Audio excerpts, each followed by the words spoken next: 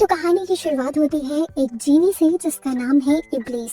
इब्लीस अपने साथ साथ अपने ही जैसे जीनिस के बारे में बताता है कि गॉड ने उन जैसे सभी जीनिस को आग से पैदा किया है। सिर्फ यही नहीं, गॉड ने उन्हें बहुत सारी पावर्स भी दी थी जिसकी वजह से सभी जीनिस गरूर में आ गए और गॉड को ये बात बिल्कुल पसंद नहीं और इनको सबक सिखाने के लिए गॉड ने इनके पास एंजल्स को भेजा। एंजल्स और जीनिस के दरमियान में 300 साल तक लड़ाई चलती रही। एंजल्स जीनिस से बहुत ज्यादा पावरफुल थे, इसीलिए काफी टाइम तक उनसे लड़ने के बाद जीनिस को जब लगा कि वो हार मानने वाले हैं तो बहुत सारे जीनिस चिराग में जाकर छुप गए। साफ तो ये था कि जीनिस जंग हार चुके थे। अब गॉड ने बनाया इंसानों को और सभी बचे हुए जीनिस को इंसानों के सामने सिर झुकाने को कहा।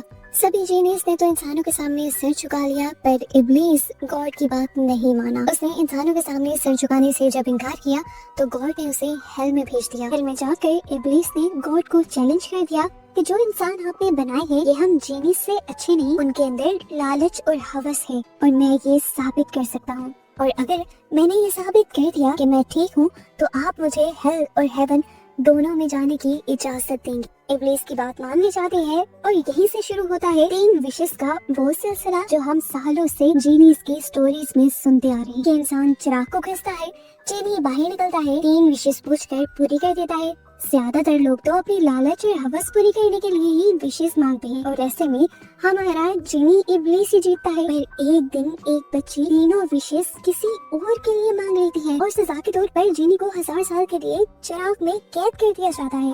और अगर 1000 साल के अंदर अंदर कोई चिराग को ढूंढ कर खींच देता तो जीनी को उसकी विश भी पूरी करनी पड़ती और चिराग की कैद भी रीस्टार्ट हो जाती। जीनी को इसकी टेंशन नहीं थी, वो बस चाहता था कि किसी भी तरह से, लेकिन एक मर्तबा वो बाहर निकली। जिस लड़की ने उसे हराया था उसे ढूंढकर उससे लालची विशेष करवा कर वो बस अपने आप को साबित करना चाहता है कि इंसान लालची होते हैं। अब फाइनली हम अपनी मेन कैरेक्टर कायोंग को देखते हैं। वो रेस्टोरेंट में अपनी मॉम के साथ बैठी थी जिस मॉम ने कभी उसे पाला नहीं था।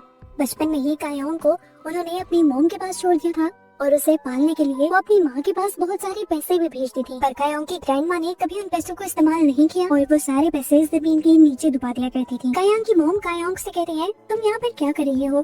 तुम्हारे पास इतना पैसा है, तुम्हें जॉब करने की क्या जरूरत है और तुम यहाँ तक कैसे पहुँची? वो अपनी सारी स्टोरी सुनाती है तो उसके बाद उसकी मॉम उसके हाथ पे लगे हुए कट को नोटिस कर लेती है। वो उससे पूछती है कि तुम्हें ये कट कैसे लगा? तो कायोंग उन्हें बताती है कि मुझे बचपन से ही इमोशंस कंट्रोल करने का बहुत ज्यादा इशू रहा है। मेरे जिद्दीपन और गुस्से की वजह से टीचर्स ने भी मुझे कुछ पढ़ाने और सिखाने से मना कर दिया था। वो बताती है कि मुझे लोगों को टॉर्चर करके मजा आता था, इसलिए मुझे बायोलॉजी की क्लास पसंद थी क्योंकि उसमें फ्रॉग का डायसेक्शन करना होता है। मैं रोज 2 से 3 फ्रॉग्स मार दिया करती थी और फिर एक दिन मैं जब उस फ्रॉग को काटने लगी तो ग्रैंड माँ ने मेरे हाथ पर ही कट लगा दिया।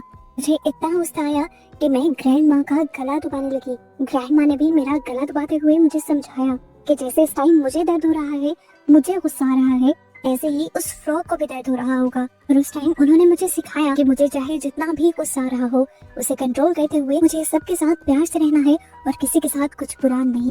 ये स्टोरी सुनाने के बाद कायोंग अपनी मॉम से कहती है कि आपने तो मुझे छोड़ दिया लेकिन मेरी ग्रैंड माँ ने मुझे सब कुछ सिखाया है। मैंने आज तक किसी को नुकसान नहीं पहुँचाया और ये बात साबित कर देती है कि अब मुझे आपकी जरूरत नहीं है, इसीलिए अच्छा होगा कि आप मेरी लाइफ से निकल जाएं। इसके बाद कायोंग यहाँ से चली जाती है और सैर करने के लिए दुबई के सैरा में आ जाती है। सभी बहुत ज्यादा खुश थे क्योंकि यहाँ पर एक टोर्नेडो बना हुआ था। सबको लग रहा था कि यहाँ पर एक जीनी नाच रहा है, पर कायोंग को जरा भी एक्साइटमेंट नहीं होती। वो लोगों से अकेले होकर चलना शुरू कर देती है और ऐसे में एकदम से उसका पाँव एक चिराग से टकरा जाता है। वो उसे उठाकर देखती है, हिलाती है और एकदम से उसके अंदर से जीनी निकल कर उसके सामने आ जाता है। उसे डरना चाहिए था, घबराना चाहिए था, लेकिन वो तो ऐसे खड़ी रही जैसे उसके साथ कुछ हुआ ही ना हो। ये जीनी इब्लीस ही था और कायोंग को देखकर वो समझ गया कि पिछले जन्म में वो कायोंग की ही वजह से इस चिराग में कैद हुआ था और आज उस बात को 963 साल गुजर गए थे। इब्लीस बहुत ज्यादा खुश था कि उसे कायोंग ने ही आजाद किया है और अब वो जल्द ही कायोंग से अपने किए का बदला लेकर अपने आप को सही साबित करके यहाँ से चला जाएगा हेवन में। कायोंग को उसकी बातों पे बिल्कुल इंटरेस्ट नहीं था। वो यहीं पर चिराग फेंकती है और यहाँ से चली जाती है और जब अपने होटल रूम में पहुँचती है तो उसका वेलकम बहुत सारे बाल कहती है। ये सारे इब्लीस के बाल थे।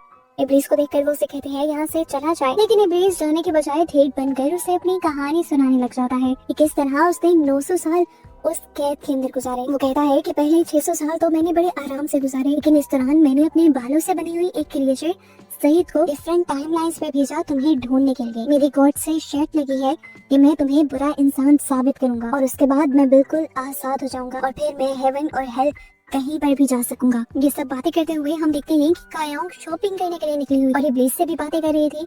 अब क्योंकि इब्लीस किसी और को नजर नहीं आ रहा था, इसीलिए सब लोग कायोंग को पागल समझ रहे थे। एक टाइम आता है कि कायोंग उसकी बातों से अक जाती है और वो उसके चिराग को जाकर समुद्र में फेंक देती है।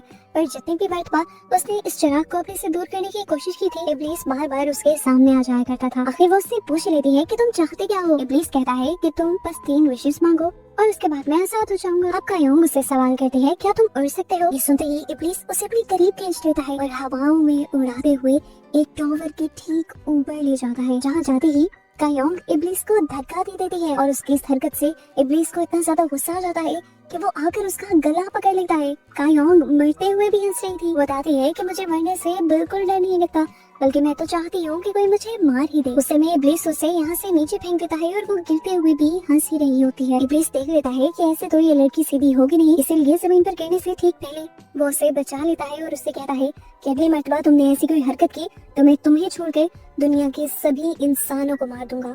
फिर अगले दिन कायोंग अपने घर वापस आ जाती है और सब उसे देखकर बहुत ज्यादा हैरान होते हैं, क्योंकि इस मर्तबा उसके साथ एक लड़का भी था। लड़का कौन था? ये इब्लीस ही था। वो भी हैरान हो गई कि इब्लीस इन सबको कैसे नजर आ रहा है। उसे गुस्सा आया और वो अपने गैराज के अंदर चली गई। वो इब्लीस को मारना चाहती थी, लेकिन उतनी ही टाइम में उसकी ग्रैंडमा आ गई उसे पूछने के लिए कि तुम किस लड़के के साथ आई हो। यहाँ पर वो ग्रैंडमा को इब्लीस के बारे में बताना चाहती थी, पर वो नोटिस कर लेती है कि अब इब्लीस तो ग्रैंडमा को नजर ही नहीं आ रहा। वो उसके साथ गेम खेल रहा है। वो जब चाहे किसी को अपने आप को दिखा सकता है और जब चाहे गायब कर सकता है। कायोंग का गुस्सा इतना ज्यादा बढ़ जाता है कि वो अपनी घड़ी कानों पे लगाकर सुनने लग जाती है और पता चलता है कि ऐसा करने को भी उसकी ग्रैंडमा ने ही उसे कहा था। बचपन में जब उसे बहुत ज्यादा गुस्सा आता था तो ग्रैंडमा ने ही उसे को कंट्रोल करने के लिए उसकी घड़ी के साउंड को सुनने को कहा था। फ्लैशबैक में दिखाया जाता है कि ग्रैंडमा ने उसके गुस्से को काफी अच्छे से कंट्रोल किया था, उसका बहुत ज्यादा ख्याल रखा था और उसे पढ़ाया लिखाया भी खुद ही था। प्रेजेंट सीन में हम देखते हैं कि इब्लीस ग्रैंडमा को दोबारा नजर आने लग जाता है। ग्रैंडमा उससे उसके पेरेंट्स के बारे में और उससे उसकी पढ़ाई के बारे में सवाल करने लग जाती है। इन बातों का इब्लीस के पास कोई जवाब नहीं होता तो वो यहाँ से गायब हो जाता है। इब्लीस को अभी तक कायोंग की समझ नहीं आ रही थी। कोई भी आम इंसान इस वक्त तक सारे विशेष मांग लेता और उसने तो अभी तक रिस्पॉन्स भी नहीं किया था। वो सईद से कायोंग के बारे में सर्च करने को कहता है और उन्हें पता चलता है कि कायोंग साइकोपैथ है। इब्लीस को समझ नहीं आती साइकोपैथ क्या होते हैं, तो कायोंग उसे साइकोपैथ की कुछ तस्वीरें दिखाता है और ऐसे वो और भी ज्यादा डरने लग जाता है कायोंग से। यहाँ हमें दिखाया जाता है कि कायोंग भी अपने फ्रेंड को इब्लीस के बारे में बता रही थी, लेकिन वो ये सच्चाई छुपा जाती है कि इब्लीस एक जिन है। इब्लीस के बारे में इतनी सारी बातें सुनने के बाद उसकी फ्रेंड उसे मशवरा देती है कि तुम उससे दूर ही रहना, पर इब्लीस उसका कहाँ पीछा छोड़ने वाला था। वो दोबारा उसकी वर्कशॉप के अंदर आ जाता है और कायोंग को आसमानी के लिए उसकी वर्कशॉप के अंदर आग लगा देता है। इस टाइम कायोंग को बहुत ज्यादा गुस्सा आ रहा था।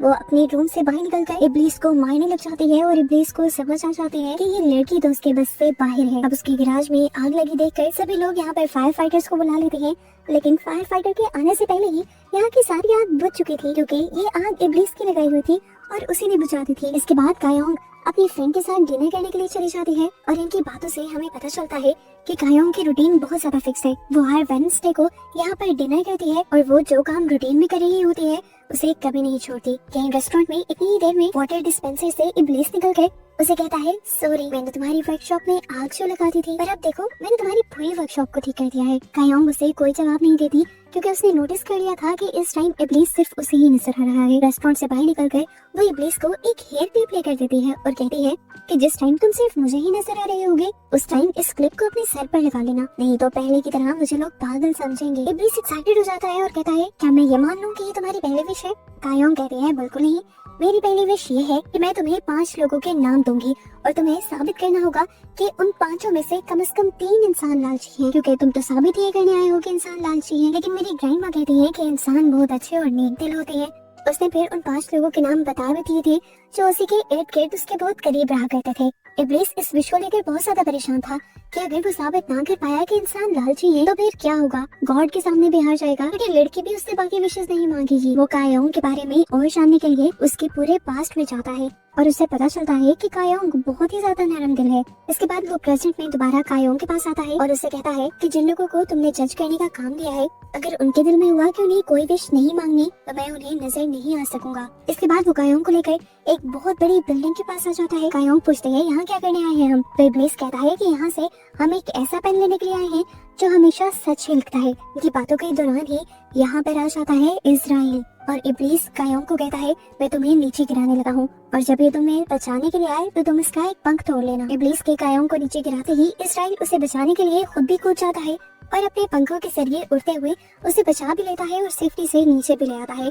कायोंग उसे बातों में लगाकर उसका एक पंख तोड़ लेती है और यहाँ से चली जाती है। जिसके बाद इब्लीस अब इजराइल के सामने आ जाता है। इजराइल उससे पूछता है तुम कैसे बच कर आ गए भाई, देख लेना एक दिन तुम्हारी ये गर्दन भी मैं काट डालूंगा। उसकी बात के जवाब में इब्लीस उसे कुछ नहीं कहता बल्कि उसकी पूरी बिल्डिंग ही तोड़ देता है, जिससे इजराइल को बहुत ज्यादा गुस्सा आ जाता है।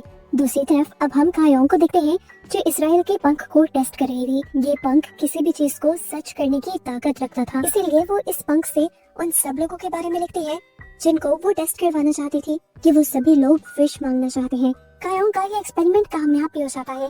उसने पहली लड़की यांग के बारे में ये लिखा था कि उनके दिल में कोई विश आ जाए। हम देखते हैं कि यांग को सुपरमार्केट में उनकी मैनेजर डांट रही थी और वो जब उनके कहने पर सामान लेने के लिए स्टोर रूम में जाती है तो उसके दिल में भी विश आती है कि काश वो ही यहाँ की मैनेजर होती और सामान निकालते हुए उसके हाथ में लग जाता है वो लैंप, जिसे खींचने पर जीनी यानी इब्लीस उसके सामने आ जाता है और उससे पूछता है कि तुम्हें क्या चाहिए। यांग फौरन से बोल देती है कि मुझे यहाँ का मैनेजर बनना है। जीनी चुटकी बजाते ही उसकी विश पूरी कर देता है और वो यहाँ की मैनेजर बन जाती है और उसके सभी एम्प्लॉयज उसे मैनेजर बना देखकर बहुत ज्यादा हैरान हो जाते हैं। कायोंग भी उसे देखने के लिए मॉल में आती है और कायोंग नोटिस करती है कि मैनेजर बनने के बाद वो सादा सी नरम दिल वाली लड़की अब बहुत ही मगरूर लड़की बन चुकी थी। तभी उसके पास इब्लीस आकर उसे कहता है देखा ना, कहा था ना कि सभी इंसान मगरूर और लालची होते हैं। ये सुनकर कायोंग उसे कहती है अभी बाकी ये लोग भी बचे हुए हैं और उम्मीद है मुझे कि सारे लोग ऐसे तो नहीं होंगे। इस टाइम उसके दिमाग में उसकी दोस्त का ख्याल आ रहा था। उसे नहीं लगता था कि वो कोई बुरी इंसान होगी क्योंकि वो बचपन से ही बहुत ज्यादा शरीफ थी। इतनी की क्लास के सारे बच्चे उसे बुली करते थे। कायोंग को बिल्कुल अच्छा नहीं लगता था, इसीलिए कायोंग ने एक दिन अपनी दोस्त मिंजी का साथ देने का डिसाइड किया। जो लड़कियां मिंजी को तंग करती थी, कायोंग ने उनके सामने वॉशरूम में जाकर केरोसिन डाल दिया और लाइटर जलाकर उन्हें धमकी देने लगी कि आइंदा के बाद अगर किसी ने मिंजी को तंग करने की कोशिश की तो वो उन सबको जला देगी। और उस दिन के बाद से वो जबरदस्ती मिंजी को अपना दोस्त बना लेती है ताकि वो उसका ख्याल रख सके। अब दोबारा हम इस्राइल को देखते हैं जो बहुत ज्यादा गुस्से में था इब्लीस की हरकत की वजह से। यहाँ पर उसकी असिस्टेंट इरम आ जाती है जो उससे पूछती है कि अब इब्लीस का क्या होगा। तो वो इरम को बताता है कि कायोंग ने उससे काफी अजीब शर्त रखी है, हो सकता है कि वो उसकी शर्त पूरी न कर पाए और हार जाए। इधर इब्लीस कायोंग के बारे में और ज्यादा इंफॉर्मेशन निकालने लग जाता है और उसे पता चल जाता है कि वो बहुत ही ज्यादा पंक्चुअल है। महीने के एक दिन वो स्कूबा डाइविंग, एक दिन हाइकिंग, एक दिन स्विमिंग, वो सारे ही काम एक साथ मैनेज करती है। वो अपनी वर्कशॉप के साथ साथ एक दूसरी वर्कशॉप में भी काम करती है जहाँ पर वो अपनी और अपनी ग्रैंड माँ के लिए कॉफिन्स बना रही है। इतनी देर में इब्लीस आकर उससे पूछता है कि तुम्हें सबसे ज्यादा डर किस चीज से लगता है। तो वो बताती है कि मुझे सबसे ज्यादा इस चीज से डर लगता है कि मेरी नानी मुझे छोड़कर चली जाएंगी, वो मर जाएंगी और मैं नहीं जानती कि उनके बाद मेरा क्या होगा। मुझे लगता है कि उनके मरते ही मैं भी मर जाऊंगी, इसीलिए मैं ये दूसरा कॉफिन भी बना रही हूँ। जीनी के ज़हन में आता है कि अगर वो मर गई तो फिर मैं किसकी विशेष पूरी करूंगा, मुझे तो हेल में कैद कर दिया जाएगा। वो तो घबरा गया। इसका हल निकालने के लिए वो सोचता है कि वो ग्रैनी की ही उम्र बढ़ा देगा, ग्रैंडमा थके ना, उनको कोई बीमारी ना हो, इसीलिए जीनी उनका सारा काम खुद ही करने लग जाता है। काम खत्म करने के बाद स्टोर में इब्लीस सईद के साथ बैठा हुआ बातें कर रहा था कि योंग बहुत अच्छी है, उसने कभी अपने लिए पूरी जिंदगी में कोई विश नहीं की और वो दूसरों का बहुत ज्यादा ख्याल भी रखती है। वो नहीं जानते थे कि इस टाइम उनकी बातें कायोंग खुद सुन रही है। वो इब्लीस को साथ चलने को कहती है, इब्लीस के साथ शॉपिंग करती है और फिर डिनर करने के लिए आ जाती है, जहाँ पर इब्लीस उससे दोबारा उसकी बाकी विशेष के बारे में पूछता है। इस टाइम कायोंग कुछ नहीं बोलती, बस एक बिल्डिंग की तरफ देखती रहती है। उसे देखते हुए इब्लीस समझ जाता है कि कायोंग क्या करना चाहती है। उससे पूछता है कि क्या ये तुम्हारी दूसरी विश है। कायोंग ना में सर हिला देती है, लेकिन इस सब के बावजूद भी इब्लीस उसे इस शर्त पर वहाँ लेकर जाने को तैयार हो जाता है कि तुम मुझे पहले की तरह धक्का मत मार देना। कायोंग के इस मोमेंट को स्पेशल बनाने के लिए वो पूरे शहर की लाइट्स ऑफ करके कायोंग को सितारों का हसीन मंजर भी दिखाता है, जिसमें कायोंग खो सी जाती है और उसे अपनी फ्रेंड की बात याद आती है कि जब भी लड़का सितारों वगैरह की बात करने लगे तो उसे किस कर देना, क्योंकि इसका मतलब होता है कि वो तुमसे प्यार करता है। यही सोचते हुए वो इब्लीस को किस भी कर देती है, लेकिन किस करने के बावजूद भी उसके अंदर कोई फीलिंग पैदा नहीं होती। और अब जब जीनी उसे किस करता है तब उसे गुस्से के अलावा पहली मर्तबा किसी दूसरी फीलिंग का भी एहसास होता है। इस सब के बाद ये सब लोग घर आ जाते हैं और कायोंग घर आने के बाद उस टॉवर के सीसीटीवी को हैक करके अपनी और जीनी की किस करने वाली वीडियोस को सेव कर लेती है, ताकि वो बाद में जीनी को ब्लैकमेल कर सके। असल में बात ये थी कि कायोंग ने पूरी जिंदगी में पहली मर्तबा गुस्से के अलावा कोई और इमोशन फील किया था। उसे बहुत अच्छा लग रहा था, इसीलिए वो बार बार जीनी को यानी इब्लीस को किस करना चाह रही थी। और इस चक्कर में बेचारा इब्लीस पता नहीं कहाँ कहाँ उससे छुपता फिरता है, यहाँ तक कि उसी के बनाए कॉफिन में भी छुप जाता है। कायोंग जब उसे वहाँ पर भी ढूंढ लेती है तो इब्लीस उसे कहता है कि मैं तुम्हें बार बार किस नहीं कर सकता, रूल्स के खिलाफ है। तुम्हें किस करने के लिए मेरे पास शराब का और बारिश का होना जरूरी है। अब कायोंग उसकी बात सुनकर फाइनली उसकी जान छोड़कर चली जाती है, लेकिन अब इब्लीस परेशान था क्योंकि कायोंग बहुत ज्यादा उसके पीछे पड़ी हुई थी। सईद जब ये बातें सुनता है तो बहुत ज्यादा हंसता है और इब्लीस के दांतों का भी मजाक उड़ाता है जो उसने 1000 साल से साफ नहीं किए थे। ये जानकर तो इब्लीस को खुद भी अपने आप से घिन आने लग जाती है और वो मिंजे के पास यानी कायोंग की दोस्त के पास ही दांत साफ करवाने के लिए चला जाता है। अब वो दांत तो साफ करवा देता है, लेकिन बाद में उसकी जेब से पैसे ही नहीं निकलते। मिंजी तो उसे क्लिनिक से बाहर जाने ही नहीं देती और फिर जब इब्लीस उसके सामने कायोंग का नाम लेता है तो वो उसे पकड़कर कायोंग के पास ही ले आती है और कायोंग को वार्न करती है कि आइंदा कभी इस लड़के से बात मत करना, तुम इसके पास तो बिल्कुल पैसे नहीं है। कायोंग मिंजी को कहती है और इसके बाद मिंजी यहाँ से चली जाती है। इसके बाद हम इब्लीस को ग्रैंड माँ के साथ मार्केट में देखते हैं। वो हर टाइम ग्रैंड माँ की रखवाली करता था। अब बाजार में उसका कोई क्लिप चुरा लेता है जो उसे कायोंग ने दिया था। उसे ये क्लिप फौरन ढूंढना था। वो जब चोर का पीछा करता है तो वहीं पर चोर से लड़ने के लिए एक और गैंग आ जाता है। इब्लीस बिल्कुल नहीं डरता, बल्कि अपना हेयर क्लिप उसे वापस लेते हुए उन सभी लोगों के वेपन्स को फ्लैश में बदल देता है। दूसरी तरफ हम देखते हैं कि कायोंग से मिलने के लिए आज इस्राइल आया था। वो अपनी सच्चाई कायोंग को बता देता है कि मैं एक एंजल हूँ और मेरी ड्यूटी है कि मुझे इब्लीस का सर काटना है। जिस दिन भी वो किसी इंसान के सामने सर झुकाएगा मैं उसका सर काट दूंगा। तुम्हें बस इतना बताने के लिए आया हूँ कि तुमने अपनी बाकी दोनों विशेष भी नेकी के लिए मांगनी है ताकि वो इंसानों के सामने हार जाए। उसकी बातें सुनकर कायोंग उसे गुस्से में यहाँ से भाग जाने को कह देती है। यहाँ दूसरी तरफ हम देखते हैं कि मिंजी इब्लीस को लेकर डिनर पर गई थी। असल में वो इब्लीस को धमकाना चाहते थे कि मेरी दोस्त से दूर रहो, जो भी मेरी दोस्त को नुकसान पहुंचाने की कोशिश करेगा मैं उसका बुरा हाल कर दूंगी। इस टाइम मिंजी बहुत ज्यादा नशे में थी और इब्लीस उसकी बातें सुनकर हंस रहा था। बाहर खड़ी हुई कायोंग को ये सब देखकर काफी अजीब लगता है। वो तो कुछ का कुछ ही सोचने लग जाती है और जब वो देखती है कि उसकी दोस्त यहीं पर नशे में धुत होकर गिर गई है तो वो अब उसे उठाकर उसके घर पे लेकर जाती है। रेस्टोरेंट में पीछे बच जाता है इब्लीस, जिसे यहाँ की मैनेजर पैसे की वजह से पकड़ लेती है। पैसे तो इब्लीस के पास थे नहीं, तो मैनेजर उसे पुलिस में अरेस्ट करवा देती है और यहाँ से भी कायोंग ही उसे रिलीज करवाती है। जेल से बाहर निकलते ही कायोंग उससे सवाल करती है कि तुमने इस्राइल को कॉल क्यों नहीं की, वो तो तुम्हारा भाई है, वो तुम्हारी मदद करने के लिए आ जाता।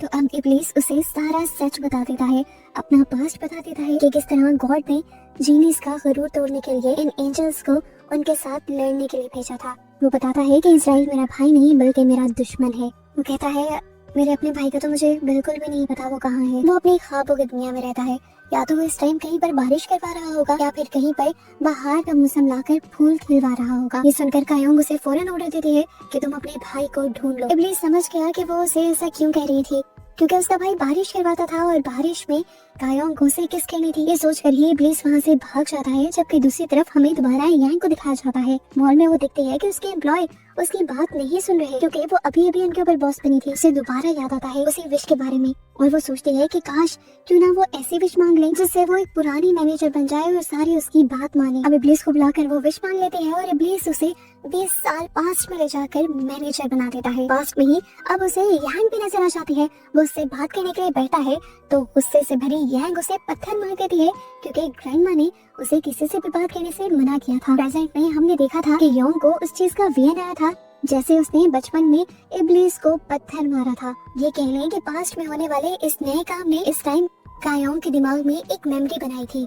थोड़ी देर में अब बारिश शुरू हो जाती है और कायोंग फौरन से बहुत सारी अल्कोहल ढूंढकर इब्लीस को ढूंढने के लिए निकल जाती है क्योंकि अब रूल्स पूरे थे और उसे इब्लीस को किस करनी थी। इब्लीस भी जानता था, इसीलिए वो छुपा रहा और बारिश खत्म होने के बाद उसके सामने आया। इसी टाइम पर हम दुनिया में दोबारा इस्राइल को देखते हैं जो एक हैंडसम इंसान की शक्ल में आया था। सारे उसे देख देख कर बहुत ज्यादा हैरान हो रहे थे, लेकिन सारे फिर उसे अजीब नजरों से देखने लगे क्योंकि वो यहाँ पर अजीब हरकतें करने लगा था। उसे यहाँ के दरवाजे नहीं खोलने आते थे, चीजें नहीं समझ आ रही थी।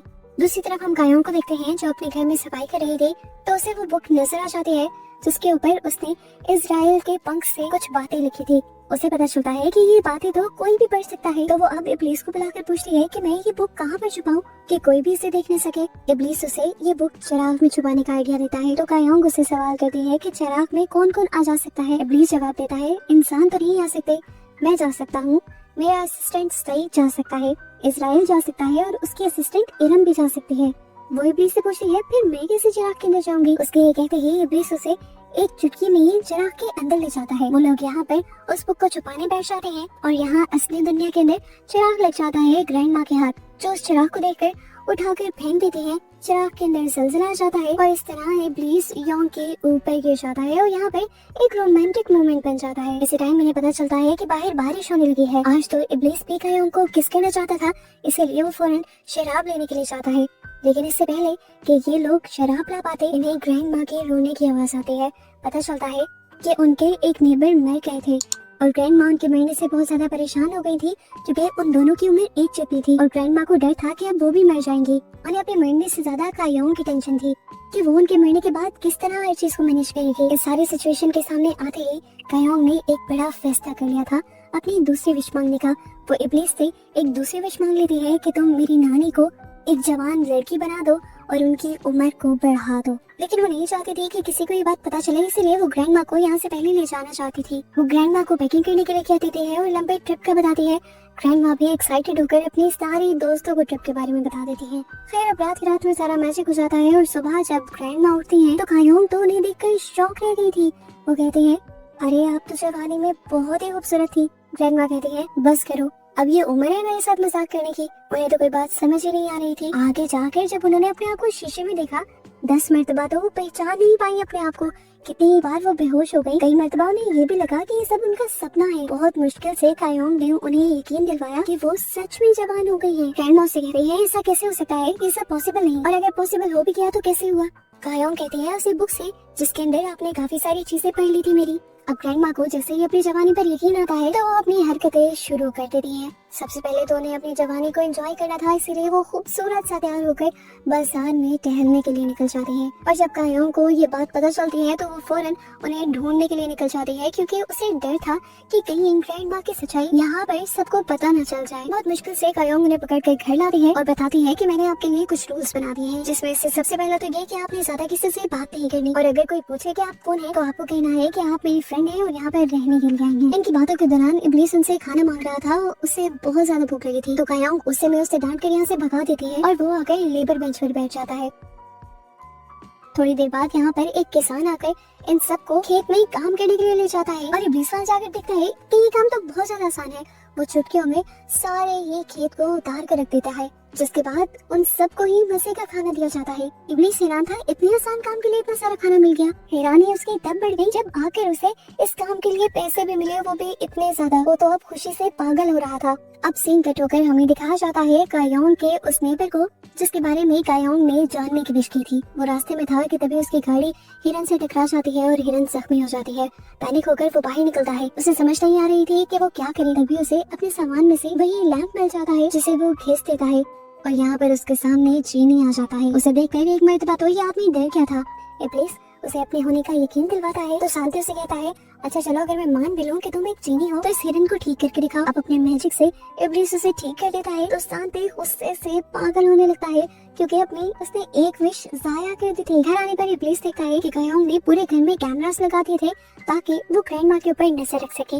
जबकि ग्रैंड माँ तो बाहर गार्डन के अंदर जमीन खोदकर पैसे ढूंढने की कोशिश कर रही थी, जो वो कायोंग के बचपन से ही जमीन के नीचे दफन करते आ रही थी। कायोंग उन्हें आकर बताती है आपको वो पैसे नहीं मिलेंगे क्योंकि मैंने पहले ही वो पैसे निकाल कर स्टॉक मार्केट में इन्वेस्ट कर दिए हैं। दूसरी तरफ अब हमें दूसरी लड़की दिखाई जाती है जिसके बारे में जानने के लिए कायोंग ने विश की थी। उसका बॉस उसे डांट रहा था और वो रोने लग गई थी। वो विश करती है कि काश कायोंग जितने पैसे उसके पास भी होते, और तभी उसके बर्तनों के अंदर वो लैंप आ जाता है जिसे वो धोने के लिए जब खींचती है तो सामने आ जाता है उसके इब्लीस, जो उससे विश मांगने को कहता है।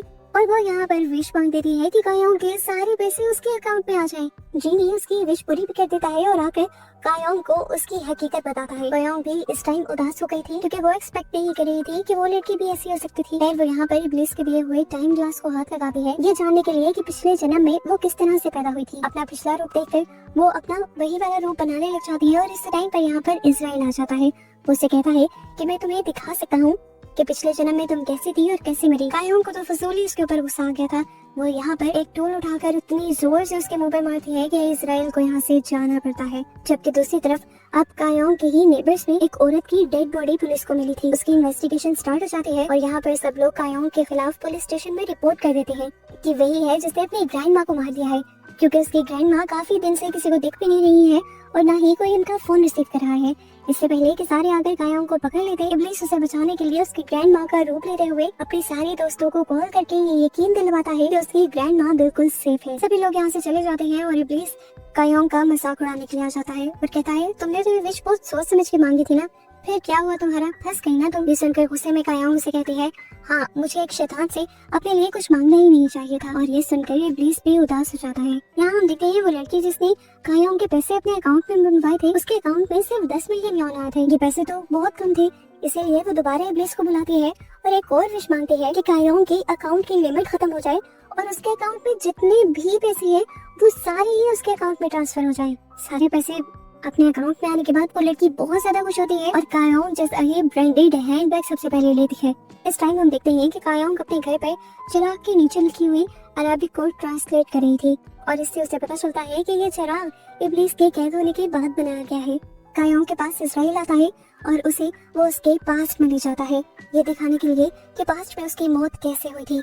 पास्ट के सीन में हम इजराइल और इब्लीस को एक सेहरा में बैठा हुआ देखते हैं, जिस सेहरा से बहुत से लोग काफी सारे बच्चों को एक गांव से किडनैप करके दूसरे गांव में लेकर जा रहे थे उनसे काम वगैरह करवाने के लिए, और रास्ते में ही उन सभी बच्चों के ऊपर काफी सारे भेड़िए हमला कर देते हैं। ये पूरा गैंग अपने आप को बचाने के लिए एक बच्चे को उन भेड़ियों का चारा बना देते हैं और अपना सफर कंटिन्यू कर देते हैं। अब इन्हीं सारे बच्चों के अंदर कायोंग भी थी। चलते चलते जिसका पाँव सेहरा में मौजूद चिराग से टकरा जाता है और वो वहीं पर गिर जाती है। पाँव टकराने की वजह से चिराग के अंदर से इब्लीस निकलकर उसके सामने आता है और वो इब्लीस से पहली विश उस बच्चे को बचाने की मांगती है और साथ ही ये भी कहती है कि उस बच्चे की लाइफ को बहुत ज्यादा बढ़ा दिया जाए। इब्लीस उसकी पहली विश पूरी कर देता है और फिर उससे पूछता है कि तुम्हारी दूसरी विश क्या है। वो बच्ची यानी कायोंग दूसरी विश मांगती है कि हमारे गांव के सारे किडनैप हुए बच्चों को आजाद करके उनके घर पहुंचा दिया जाए। इब्लीस उसकी विश को पूरा करते हुए उसके बाद उस पूरे रास्ते को ही मिटा देता है जहाँ से वो किडनैपर्स उनके गांव में जाया करते थे बच्चों को किडनैप करने के लिए। अब इब्लीस के ऐसा करते ही वो सारे किडनैपर्स रास्ते में ही मारे जाते हैं और अब इस्राइल आकर कायोंग को दिखाता है कि उसकी विश की वजह से कितने सारे और लोगों की भी जान चली गई है। बेचारी कायोंग का दिल और भी ज्यादा दुख जाता है और वो कहती है कि ये सब तो मैंने नहीं मांगा था। इसीलिए वो अपनी तीसरी विश ये मांगती है कि उसके इस किए की सजा उसे और इब्लीस दोनों को मिलनी चाहिए। उसकी इस विश की वजह से वो खुद यहाँ पर मर जाती है और इब्लीस को 1000 साल के लिए चिराग में कैद कर दिया जाता है। हम देखते हैं कि बड़ी कायोंग ये सब कुछ देख रही थी। उसने इब्लीस को भी गौर से देखा था। इब्लीस के अंदर कैद में जाने का गुस्सा नहीं था बल्कि किसी चीज का दुख था। वो जानना चाहती थी कि आखिर इब्लीस को उस टाइम पर दुख किस चीज का हुआ था। ये सारा नजारा देखने के बाद अब कायोंग गुस्से में इस्राइल को पंच कर देती है और कहती है कि उस टाइम मैं वहाँ पर मर रही थी और तुम बैठकर बस नजारे देख रहे थे। प्रेजेंट में अब कायोंग इब्लीस को अपने ऑफिस में बुलाती है और उससे पूछती है क्या तुम्हारी पास्ट में कोई गर्लफ्रेंड रही है। इब्लीस करते हुए कहता है हाँ रही है ना। अब कायोंग उससे पूछते हैं क्या तुमने उससे किस भी की थी। इसकी बात सुनते ही इब्लीस यहाँ से गायब हो जाता है क्योंकि उसे डर था कि कहीं कायोंग उसे इस टाइम पे किस ना कर दे। इधर गैंग अपने काम पर लेट पहुँचते हैं तो बॉस उसे जॉब से निकाल देते हैं। दूसरी तरफ वो तीसरा बंदा एक यूट्यूबर जिसके बारे में कायोंग को जानना था, उसके भी मोबाइल में चिराग बना हुआ था। वो नशे में था इसलिए पहले तो उसे यकीन नहीं आया। चिराग पर लिखा हुआ था मेक अ विश और वो नशे में विश भी कर देता है कि मुझे एक ऐसा कंटेंट मिल जाए जिससे मेरा चैनल हिट हो जाए। जिन्हें इसकी विश पूरी करता है और उसे लाइव स्ट्रीम के साथ जंगल में पहुंचा देता है जहाँ चलते हुए उसके पाँव के साथ कोई चीज टकराती है और वो वहाँ से जब मिट्टी हटा कर देखता है तो वहाँ एक डेड बॉडी थी। डेड बॉडी मिलने की देर थी कि ये देखकर बहुत सारे लोग उसकी लाइव स्ट्रीम के साथ जुड़ने लग जाते हैं। ये केस बहुत ज्यादा हाई पकड़ लेता है, पुलिस भी इन्वॉल्व हो जाती है। अब क्योंकि ये कायोंग के नेबरहुड में था तो सारे कायोंग के नेबर वाले उसके बारे में बात कर रहे थे सिवाय कायोंग के। सबको लगा कि जरूर इस मर्डर के पीछे भी कायोंग ही होगी क्योंकि वो बचपन से ही एक साइकोपैथ थी। और ये सारी बातें सुनकर ग्रैंडमा को बहुत ज्यादा दुख होता है, क्योंकि उन्होंने बहुत मेहनत से कायोंग को पाला था, लेकिन कोई भी कायोंग को पसंद नहीं करता था। कायोंग भी ग्रैंडमा की उदासी देखकर उदास हो जाती है और इब्लीस फिर उसका मूड ठीक करने के लिए उसे दोबारा टॉवर के ऊपर लेकर जाता है सितारे दिखाने के लिए। लेकिन ठीक उसी टाइम पर सांटे इब्लीस को बुला लेता है अपनी एक और विश पूरी करने के लिए। वो इब्लीस से उसे 20 साल पीछे ले जाने को कहता है। इब्लीस उसे पास्ट में तो ले जाता है, लेकिन सांटे उसे गुस्से में कहता है कि मुझे यहाँ पर रात में आना था और तुम मुझे दिन में ले आए। इतनी देर में उन्हें यहाँ से गुजरते हुए कायोंग और उसकी ग्रैंडमा दिख जाती है, जिन्हें देखकर ये आदमी हंसने लग जाता है और इब्लीस से कहता है, अरे ये साइकोपैथ है। कायोंग के बारे में ऐसा सुनकर इब्लीस को इतना गुस्सा आता है कि वो इसी आदमी की पिटाई करने लग जाता है। फिर रात हो जाती है और हम देखते हैं कि ये आदमी एक औरत का मर्डर करके उसके बालों को कलर कर रहा था। असल में ये वही लड़की है जिसकी डेड बॉडी प्रेजेंट में कैन को मिली है और सांटे पास्ट में ये कंफर्म करने के लिए आया है कि क्या उसे मर्डर करते हुए और उस डेड बॉडी को दफनाते हुए किसी ने देखा तो नहीं। और ये जानकर सांटे को बहुत खुशी होती है कि उसे उस दिन किसी ने भी नहीं देखा था। अब प्रेजेंट में आने के बाद इब्लीस ये सारी बातें कायोंग को बता देता है कि सांटे पास्ट में सिर्फ ये चेक करने के लिए गया था कि उसके किए हुए मर्डर को किसी ने देखा तो नहीं। कायोंग समझ जाती है कि वो एक सीरियल किलर है और पिछले दिनों ही जिस लड़की का भी उनके नेबरहुड में मर्डर हुआ था उसके पीछे भी सांटे ही था। और वो अपनी तीसरी विश में इब्लीस से ये मांगती है कि तुम सांटे को मर्डर के इल्जाम में फंसा दो। अब क्योंकि कायोंग की ये विश भी उसके अपने लिए नहीं थी, तो इस तरह इब्लीस हारने वाला था। और कायोंग भी ये बात जानती थी क्योंकि उसे ये बातें इजराइल ने बताई थी। वो इब्लीस से कहती है, टेंशन मत लो, मैं तुम्हें भी हारने नहीं दूंगी। ये सुनकर इब्लीस काफी ज्यादा खुश हो जाता है और उसे एक और मर्तबा कायोंग पर बहुत ज्यादा प्यार आता है। सीन कट होकर हमें थोड़ी देर बाद सादी नाम के एक नए कैरेक्टर को दिखाया जाता है। सादी अपनी फैमिली के साथ कुछ अर्सा पहले ही कायोंग के नेबरहुड में शिफ्ट हुआ था। पता नहीं कैसे पर वो इब्लीस के पास आकर रात में उसे ऐसे काले धागे से बांध जाता है जिसको कोई भी खोल नहीं पा रहा था। पर कायोंग आकर बड़ी आसानी से उस धागे को खोल देती है, जैसे वो धागा किसी शू का लेस था। नेक्स्ट सीन में हमें पता चलता है कि सादी के घर में रहने वाले उस बच्चे ने सादी से ये काम करवाया था। वो उस धागे की पावर को देखना चाहता था। हमें पता चलता है कि ये बच्चा इब्लीस और उसके चिराग से कहीं ना कहीं तो कनेक्टेड है, क्योंकि उसे सारी इब्लीस की स्टोरी पता है और वो इब्लीस के पूरे चिराग का मालिक बनना चाहता है, इसीलिए उसने इब्लीस को कैद करवाया। इधर अब हम कायोंग को देखते हैं, जिसे अपने तीसरे जन्म के कुछ विजन्स आते हैं, जिसमें वो अपने साथ एक बच्चे को भी देखती है जिसका नाम है खालिद। अब पास्ट के इस विजन से इस धागे का क्या ताल्लुक था वो सोच में पड़ जाती है और जाकर ये धागा अपनी ग्रैंडमा को बांधती है, लेकिन ग्रैंडमा तो बड़ी आसानी से उस धागे को खोल लेती है। अब वो ये धागा इब्लीस को बांधती है और ग्रैंडमा को इस धागे को खोलने को कहती है, पर इब्लीस के हाथ से ये धागा ग्रैंडमा नहीं खोल पाती और दोबारा कायोंग इस धागे को बहुत ही आसानी से खोल देती है और समझ आती है कि उसका इस धागे से कोई बहुत ही गहरा ताल्लुक है। इस धागे की कहानी जानने के लिए इब्लीस कायोंग को दुबई लेकर जाने का फैसला करता है। जाना तो उन दोनों को अकेले था, लेकिन कायोंग अपने साथ सभी को ले जाती है ताकि वो भी वहाँ जाकर एंजॉय कर सके। दुबई में जाकर वो एक खास किस्म के वास को जब रगड़ता है तो उसके अंदर से एक जीनिया बाहर निकलती है। पता चलता है कि ये इब्लीस की एक्स थी। इब्लीस उससे सवाल करता है कि ये जो लड़की मेरे साथ थी, क्या तुम कभी इसकी शक्ल में मेरे करीब आई थी पास्ट में? जीनिया साफ मना कर देती है।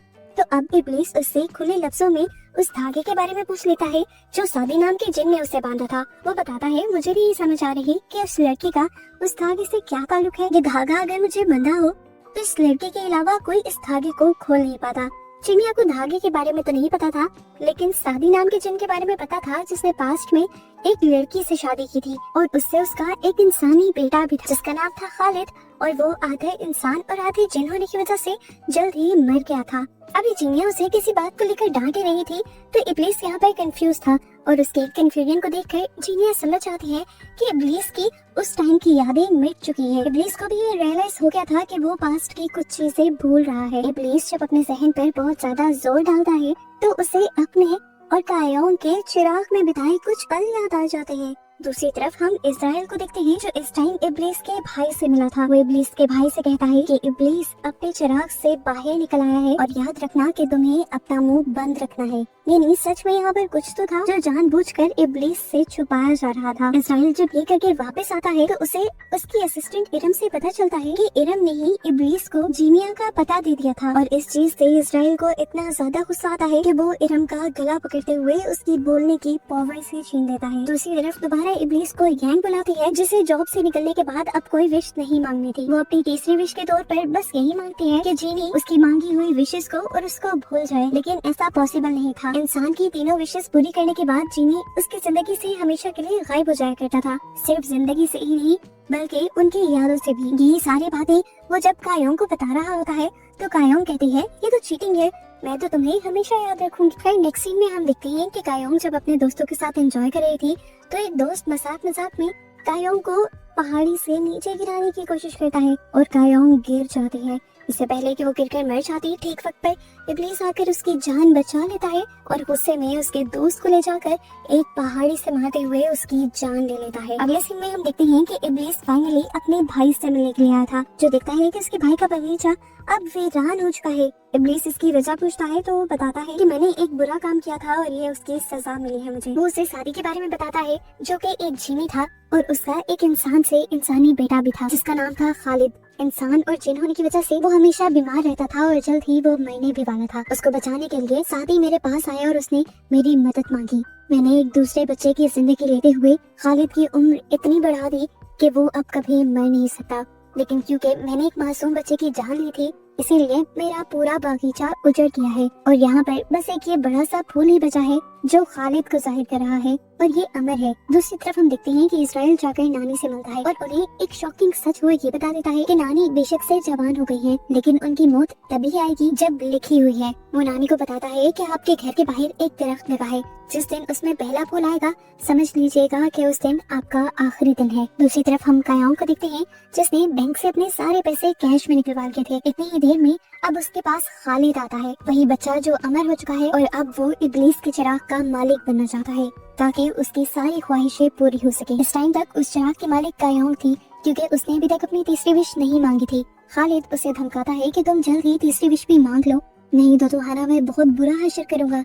लेकिन कायोंग इस बच्चे की धमकियों से डरने वाली नहीं थी। गुस्से में वो उस बच्चे के ऊपर ही हमला करती है लेकिन दिखती है कि उस बच्चे का जख्म कुछ सेकंड्स में ही ठीक हो गया था। इधर हम देखते हैं कि इब्लीस जाकर सादी से मिला था। वो उसे समझा रहा होता है कि तुम अपने बेटे को संभालो। फादर से कहता है कि मैं कोशिश तो पूरी करूंगा लेकिन ये सब मेरे हाथ में नहीं है।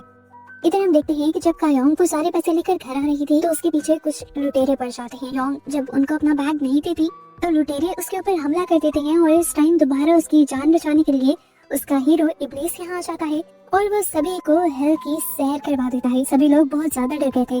हेल में तो वो कायोंग को भी लेकर गया था लेकिन कायोंग घबराती नहीं, जिसके बाद इब्लीस सबको लेकर वापस जमीन पे आ जाता है और कायोंग इब्लीस के साथ उसके चिराग के अंदर जाती है।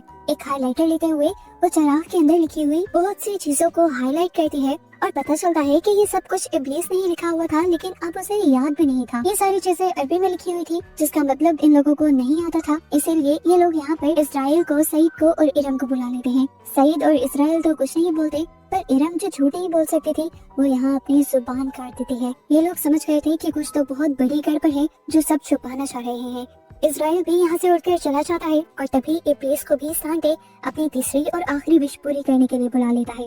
उसने अपनी आखिरी विश ये मांगी थी कि अभी कुछ दिन पहले जिस लड़की को उसने मारा था वो पास्ट में जाकर उस लड़की को दूसरे तरीके से मारना चाहता है ताकि सारे सबूत वो मिटा सके। इब्लीस के बाद आकर कायोंग को बता देता है। कायोंग इब्लीस से कहती है कि पास्ट में तुम्हारे साथ मैं भी जाऊंगी। जब उस लड़की को मारने का दिन आता है तो कायोंग सांटे के सामने आ जाती है और उसे मर्डर करने से पहले ही इतना मारती है कि बेचारी का शिकार यानी वो लड़की जिसे उसे मारना था वही उसके चुंगल से भाग जाती है और आखिर कायोंग और इब्लीस मिलकर सांटे को पुलिस में भी पकड़वा देते हैं और इस तरह उस लड़की की जान बच जाती है। इब्लीस अपने चिराग में वापस आ जाता है और तब उसे पता चलता है कि उसने 20 साल कायोंग के साथ गुजारे थे कायोंग के पिछले जन्म में। ये बात याद करके वो इमोशनल हो जाता है और उसे पता चलता है कि उसने इस रूम में जितनी भी बार हबीबी लिखा है वो कायोंग के लिए ही लिखा है। इसलिए फौरन वो कायोंग के पास आकर उसे किस कर देता है और कहता है कि मैं जल्दी कोशिश करूंगा कि मुझे वो सारी यादें याद आ जाएं जब मैं तुम्हारे साथ था। दूसरी तरफ हमें यूट्यूबर कैंग को दिखाया जाता है जो अपनी वाइफ को जीनी और विश के बारे में बता रहा था। तो उसकी वाइफ उसे कहती है कि तुम क्यों ना एक विश मेरे पापा के लिए मांग लो जो कैंसर पेशेंट है। कैंग इसके लिए बिल्कुल रेडी नहीं था और ऐसे में उन दोनों के दरमियान में लड़ाई हो जाती है। दूसरी तरफ ग्रैंडमा मरने से पहले बहुत सारी तैयारियां कर रही थी कि मरने के बाद कायोंग को कम से कम मुश्किल हो। आज वो खुद कायोंग को अपने साथ बाहर भी लेकर जाती हैं। ये लोग काफी सारी पिक्चर्स क्लिक करते हैं जिन्हें देखकर ग्रैंडमा दोबारा से रोने लग जाती हैं और अगले दिन हमें दिखाया जाता है कि कायोंग दुबई आ गई थी। वो उन सारी बातों का मतलब जानना चाहती थी जो चिराग के अंदर लिखी हुई थी, इसीलिए वो जीनिया के बॉस को टच करते हुए जीनिया को बुलाने की कोशिश करती है पर जीनिया यहाँ नहीं आती और इतने में ही कुछ ठग्स कायोंग के पीछे पड़ जाते हैं। वो बेचारी अपनी जान बचाते बचाते एक ऐसी गली में आ जाती है जहाँ से बाहर निकलने का कोई रास्ता ही नहीं था।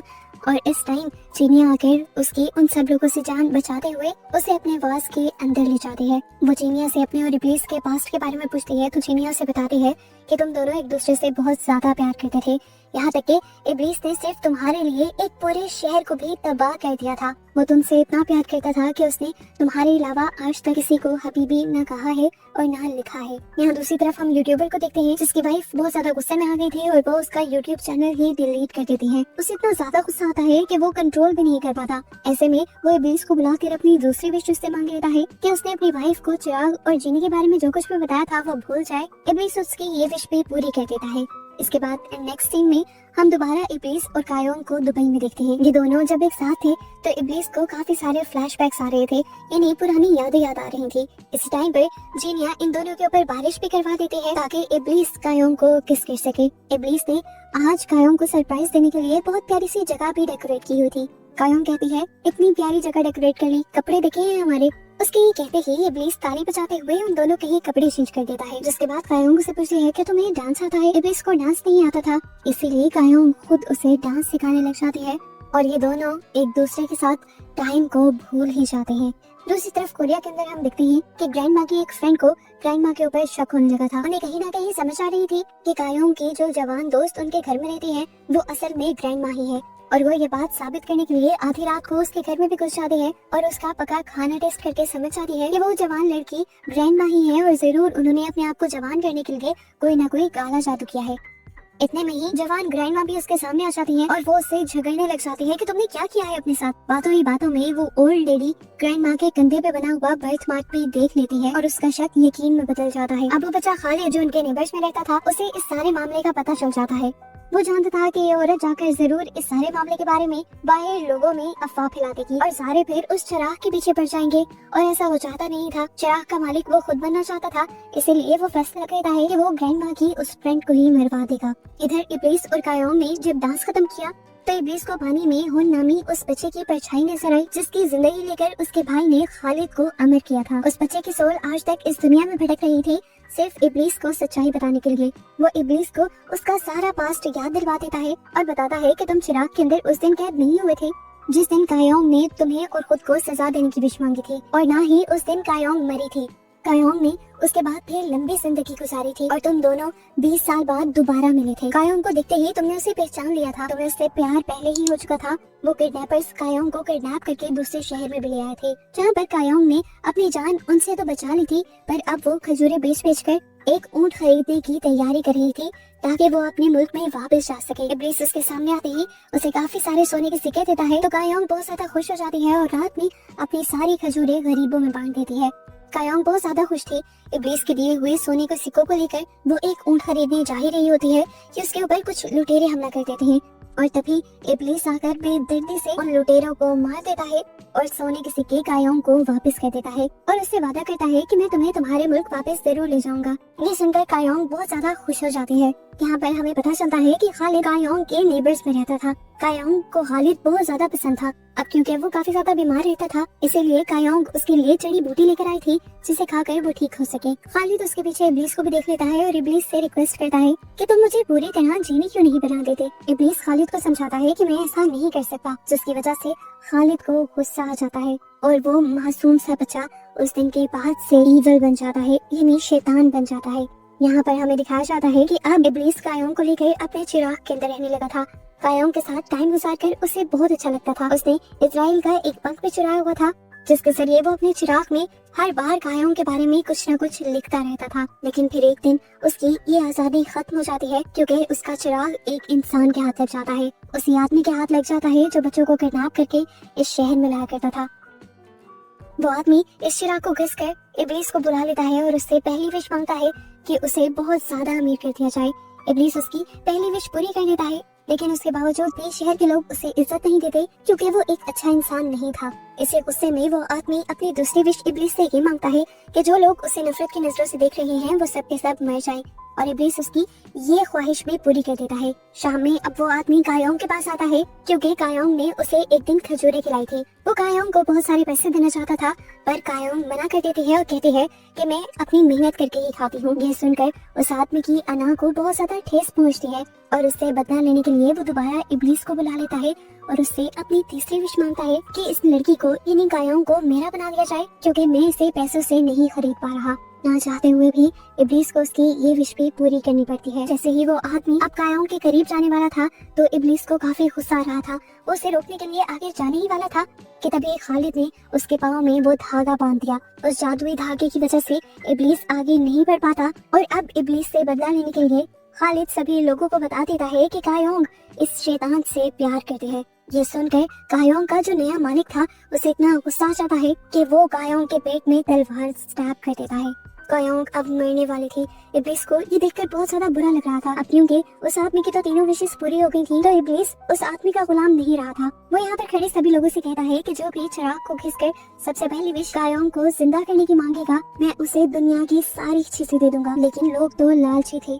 एक आदमी जल्दी से उस चिराग को खींचता भी है लेकिन वो सबसे पहले अपने आप को अमीर करने की और दूसरी बार में बहुत सारा खजाना मांगने की विश मांग लेता है। तीसरी विश के टाइम इब्लीस उसकी दोबारा मिलते करता है कि तुम कायोंग की जिंदगी मांग लो मैं तुम्हें सब कुछ दे दूंगा। लेकिन वो आदमी फिर भी इब्लीस की बात नहीं सुनता और इस शहर में सोने की बारिश करवाने की विश करता है। ना चाहते हुए भी इब्लीस को उसकी तीसरी विश पूरी करनी पड़ती है और यहाँ पर कायोंग मर जाती है। इब्लीस गुस्से से पागल हो चुका था। कायोंग के मरते ही उसने शहर वालों से बदला लेने के लिए पूरे शहर को ही मार दिया और यही वो असल वजह थी जिसकी वजह से पूरी जिंदगी के लिए इब्लीस को उसके चिराग में कैद किया गया था। सीरीज दोबारा प्रेजेंट में आते हैं और हमें दिखाया जाता है कि उनके सोल की सारी कहानी इब्लीस को दिखा रही थी और सुना रही थी और सारी सच्चाई इब्लीस को बताने के बाद अब उसकी सोल हेवन के अंदर चली जाती है। दूसरी तरफ हमें कायोंग के घर पर दिखाया जाता है कि वो ओल्ड लेडी सभी लोगों को इकट्ठा कर कायोंग के घर पहुंच चुकी थी क्योंकि वो सबको कायोंग के ग्रैंडमा की सच्चाई बताना चाहती थी। जब उस ओल्ड लेडी को कायोंग और ग्रैंडमा घर पे नहीं मिलते तो वो सबको उनके खेतों में जाने को कहती है और तभी रास्ते में ही खालिद का आदमी उस लेडी को अपनी कार से हिट करते हुए मार देता है और उस सच्चाई को वहीं पर दबा देता है। अब क्योंकि ग्रैंडमा अपने घर पर सेफ नहीं थी इसीलिए कायोंग उन्हें इब्लीस के चिराग के अंदर ले आती है। ग्रैंडमा को यहाँ छोड़ने के बाद कायोंग अपने सारे पैसे लेकर उस लड़की के पास जाती है जिसने विश मांगी थी कि कायोंग के पैसे उसके पास आ जाएं और वो ये पैसे देकर उस लड़की की आखिरी विश खरीद लेती है। ये विश क्या थी इसका हमें आगे जाकर पता चलेगा। इधर हमें यूट्यूबर को दिखाया जाता है जिसकी वाइफ अब चैनल के डिलीट होने पर रो रही थी क्योंकि उसे याद ही नहीं रहा था कि ये चैनल उसने खुद डिलीट किया था। अपनी वाइफ को अपने लिए परेशान होता देखकर उस यूट्यूबर को गिल्ट होने लगता है और आखिर वो अपनी आखिरी विश को इस्तेमाल करता है अपनी वाइफ की ख्वाहिश पूरी करने के लिए, उसके डैड को ठीक करने के लिए। गैंग की वाइफ को जब ये बात पता चलती है कि उसके डैड का कैंसर खत्म हो गया है तो वो बहुत ज्यादा एक्साइटेड हो जाती है और आकर अपने हस्बैंड के गले लग जाती है और इसी सब के दौरान उन्हें उनके यूट्यूब चैनल का पासवर्ड भी याद आ जाता है और ऐसे इनकी लाइफ दोबारा से सेट हो जाती है। दूसरी तरफ अब हमें दिखाया जाता है कि खालिद को जुनून आ गया था कि उसे इब्लीस को अपना गुलाम बनाना है और उसके चिराग को अपना बनाना है। इसीलिए वो इब्लीस को उसी धागे से कैद कर देता है और यहाँ पर अपने डैड सादी को भी मार देता है। और फिर वो आता है कायोंग के पास। वो कायोंग को अपने लोगों के जरिए डरा धमका कर कहता है कि अपनी आखिरी विश मांगो और इब्लीस को आजाद कर दो। पर कायोंग उसकी धमकियों में कहाँ आने वाली थी। कायोंग यहाँ से गायब हो जाती है और पहुँच जाती है इब्लीस के पास। ऐसा हुआ था असल में उसकी दोस्त की विश की वजह से जो उसने पैसे देकर खरीद ली थी। इब्लीस के पास जाकर वो इब्लीस के धागे खोल देती है और इब्लीस को आजाद करवा देती है, जिसके बाद उन्हीं धागों से इब्लीस अपनी तलवार को मजबूत कर लेता है और चला जाता है अपने भाई के पास उसके बागीचे के आखिरी फूल को तोड़ने के लिए जो जाहिर कर रहा था खालिद को। जबकि यहाँ हम देखते हैं कि इस्राइल इरम के जरिए इब्लीस का चिराग खालिद को दे देता है। खालिद उसके अंदर से कायोंग की ग्रैंडमा और उसके दोस्त मिंजी को बाहर निकाल लेता है और उन दोनों को प्रोटेक्ट करने के लिए इब्लीस का असिस्टेंट अपने आप को शेर में बदलते हुए खालिद के लोगों से लड़ने लग जाता है। ये सब देखकर खालिद को इतना गुस्सा आता है कि वो मिंजी के ऊपर शूट कर देता है और मिंजी को बचाने के लिए ग्रैंडमा उसके सामने आ जाती है। हम देखते हैं कि शेर बने सईद ने अब खालिद के ऊपर हमला कर दिया था, पर खालिद उससे लड़ते हुए उसे चकमा देते हुए अपनी एक सिलाई उसकी गर्दन के अंदर स्टैब कर देता है, जिसकी वजह से सईद भी मारा जाता है। अब हमें इब्लीस को दिखाया जाता है जो खालिद वाले फूल को तोड़ने के लिए आया था, लेकिन यहाँ पर उसे रोकने के लिए इजराइल आ जाता है। इन दोनों के दरमियान में इतनी जबरदस्त लड़ाई होती है, लेकिन फिर भी इजराइल जीत नहीं पाता क्योंकि इब्लीस ने इजराइल के पर को काट दिया था। इजराइल नीचे गिर जाता है और मौका पाते ही इब्लीस उस फूल को भी काट देता है। फूल के कटते ही दुनिया के अंदर खालिद एकदम से गायब हो जाता है, जो उस टाइम कायोंग का गला दबा रहा था। खालिद की एक दूसरी लड़की जब कायोंग को मारने के लिए आती है तो इस टाइम इब्लीस एंट्री करके दोबारा कायोंग को बचा लेता है। कायोंग जब बाहर जाती है तो उसे पता चलता है कि उसकी ग्रैंड माँ मारी गई थी और ये देखकर वो टूट जाती है। यही तो उसकी जिंदगी का सबसे बड़ा डर था। अपनी ग्रैंड माँ के मरने के दुख में वो अकेली बैठी हुई थी कि तभी उसके पास उसकी कलीग आ जाती है, जिस कलीग को पैसे देकर कायोंग ने उससे उसकी विश खरीदी थी। इस लड़की को तो सब कुछ भूल चुका था, इसीलिए उसे समझ नहीं आ रही थी कि ये पैसे उसके पास से कहाँ से आए। सोशल मीडिया से उसे पता चलता है कि ये बैग कायोंग का है, इसीलिए वो कायोंग को उसके सारे पैसे देने के लिए आ जाती है। कायोंग उसे कुछ नहीं कहती और इन पैसों को जाकर जमीन के नीचे दफन कर देती है। कायोंग को याद आता है कि अभी भी उसकी तीसरी विश पूरी नहीं हुई थी, इसीलिए वो चिराग को घिसकर इब्लीस को बुलाने की कोशिश करने लग जाती है, लेकिन इब्लीस बार बार उसके बुलाने पर नहीं आता, तो वो उसे ढूंढने के लिए दोबारा दुबई चली जाती है। यहाँ पर वो इब्लीस से उसकी आखिरी विश मांग लेती है कि उसे उन सब लोगों की इमोशंस को फील करना है जो पूरी जिंदगी उसके साथ उसके करीब रहे हैं। इब्लीस की आंखों से आंसू निकल आए थे क्योंकि कायोंग की आखिरी विश पूरी करने के बाद वो शायद कायोंग को ना दिख पाता। वो उसे अपने प्यार का यकीन दिलवाते हुए उसकी आखिरी विश को पूरा कर देता है और आखिर कायोंग को सारे अच्छे बुरे इमोशंस फील होने लग जाते हैं। और जब वो अपनी ग्रैंड माँ के इमोशंस को फील करती है तो वो फूट फूट कर रो देती है। जिसके बाद नेक्स्ट सीन में दिखाया जाता है कि इज़राइल इब्लीस का गला काट लेता है क्योंकि इब्लीस हार चुका था। वो ये साबित नहीं कर पाया था कि सभी इंसान लालची हैं। गैंग ने भी अपनी आखिरी विश का इस्तेमाल किया था अपने फादर इन लॉ की जान बचाने के लिए, जबकि कायोंग ने तो अपनी तीनों ही विशेष में कोई लालच या हवस की चीज नहीं मांगी थी। ऐसे उसके हारने पर इज़राइल उसे मार देता है। यहाँ कायोंग जो सेहरा में बैठी इस टाइम रो रही थी, उसके पास सीरम आती है जो उसे उसकी और इब्लीस की सभी पुरानी यादें लौटा देती है और उसे ये भी बात बताती है कि तुम्हारी इस आखिरी ख्वाहिश ने इब्लीस को हरा दिया है और उसे अब मार दिया गया है। ये जानकर कायोंग और भी जोर जोर से फूटकर रो देती है। वो इतना रोती है कि आखिर उसकी भी मौत हो जाती है। जिसके बाद अब उसकी डेड बॉडी को उसके शहर भेज दिया जाता है। मिंजी उसकी मौत की खबर से बहुत ज्यादा टूट चुकी थी। आखिर फिर कायोंग का फ्यूनरल हो जाता है और फ्यूनरल के अगले दिन मिंजी जब फ्यूनरल साइट पर पहुंचती है और कायोंग के पॉट को हाथ लगाती है तो उसके अंदर से जीनी निकल आती है और ये जीनी कोई और नहीं बल्कि कायोंग ही थी, जिसे देखकर मिंजी बहुत ज्यादा खुश हो गई। उसने अपनी पहली विश ये मांगी कि तुम मेरे साथ हर वेडनेसडे को उसी तरह डिनर करोगे जिस तरह हम पहले किया करते थे।